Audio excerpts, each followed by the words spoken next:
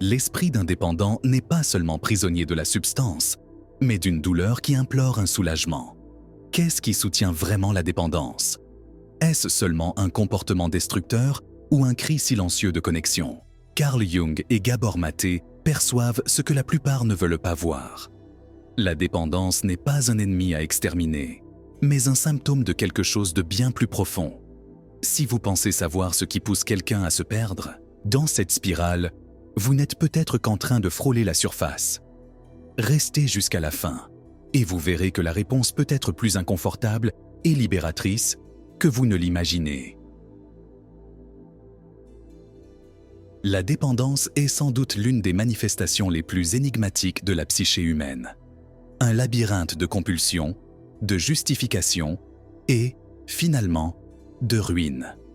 Carl Jung, le maître de l'inconscient collectif, et Gabor Maté, le clinicien qui a plongé dans les profondeurs de la dépendance, nous offrent des lentilles puissantes pour observer ce phénomène. Cependant, leurs perspectives, bien qu'elles convergent sur certains aspects, mettent en lumière différentes facettes de cette réalité sombre, exigeant de nous une réflexion qui va au-delà de la simple condamnation morale. Lorsque Jung nous invite à explorer la psyché humaine, il nous met en garde contre les aspects sombres de notre être, ce qu'il appelle l'ombre.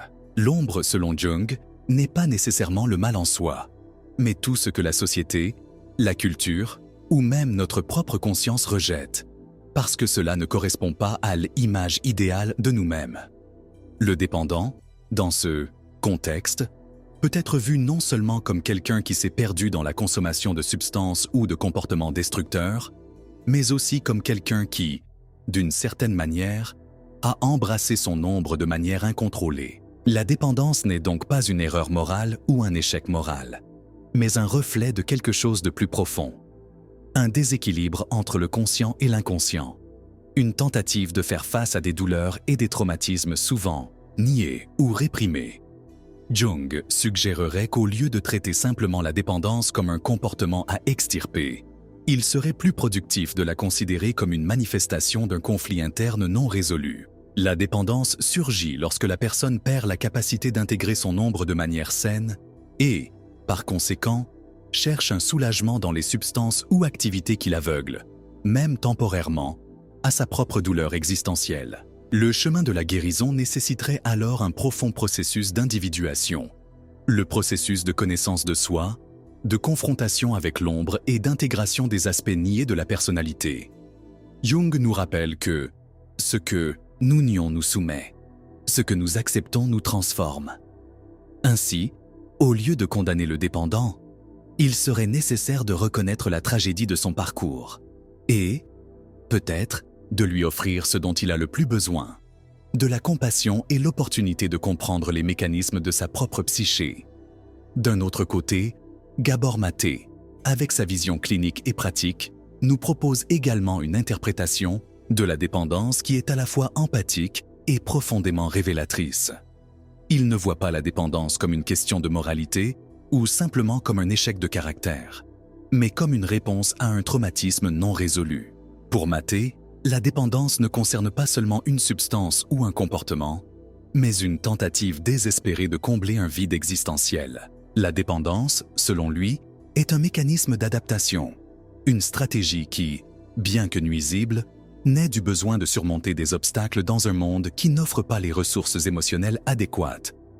Maté affirme que, dans de nombreux cas, les personnes dépendantes ont été gravement privées d'amour, d'attention et de soins émotionnels pendant leur enfance. La dépendance émerge comme une tentative de compenser cette absence d'affection, un cri silencieux de connexion et d'appartenance. Il nous dit que la véritable racine de la dépendance est une perte du sens de l'être, une déconnexion profonde avec soi-même. Comme Jung, Maté propose que la guérison de la dépendance ne réside pas dans la simple abstinence, mais dans la reconstruction des connexions émotionnelles et spirituelles perdues au fil du temps. La dépendance n'est pas un ennemi à combattre, mais un symptôme de quelque chose de plus profond. Une carence émotionnelle qui doit être reconnue et nourrie. Maintenant, considérons les implications de ces deux perspectives.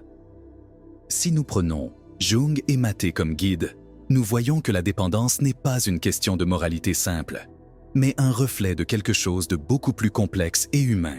Il est facile de regarder un dépendant et de le voir comme faible ou défaillant, quelqu'un qui ne parvient pas à contrôler ses impulsions ou, pire encore, qui choisit de détruire sa propre vie. Mais cette vision ignore les aspects les plus subtils de la psyché humaine, ceux qui vont au-delà des choix conscients.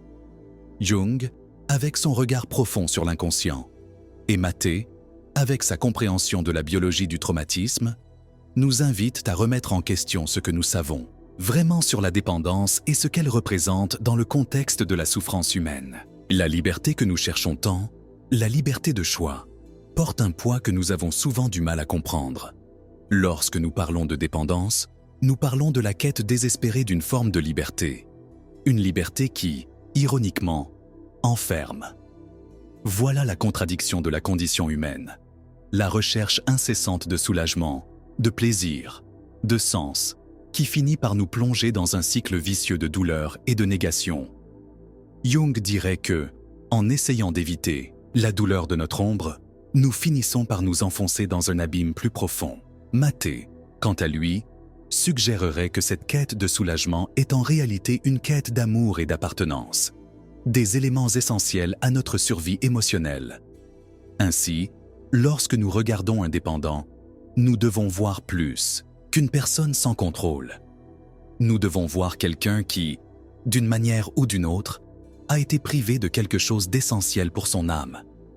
Peut-être que, si nous parvenons à regarder au-delà des actions superficielles et à pénétrer les ombres de son être, nous pourrons découvrir la véritable cause de sa souffrance et, qui sait, aider à rallumer la lumière qui s'est éteinte depuis longtemps dans son cœur. La véritable question, alors, n'est pas « pourquoi a-t-il choisi la dépendance ?», mais plutôt « qu'est-ce qui l'a fait croire que c'était son seul choix ?» Et, en répondant à cette question, peut-être commencerons-nous à mieux comprendre les labyrinthes de l'esprit humain et la liberté, dans son essence la plus pure, qui nous défie de confronter nos propres ombres.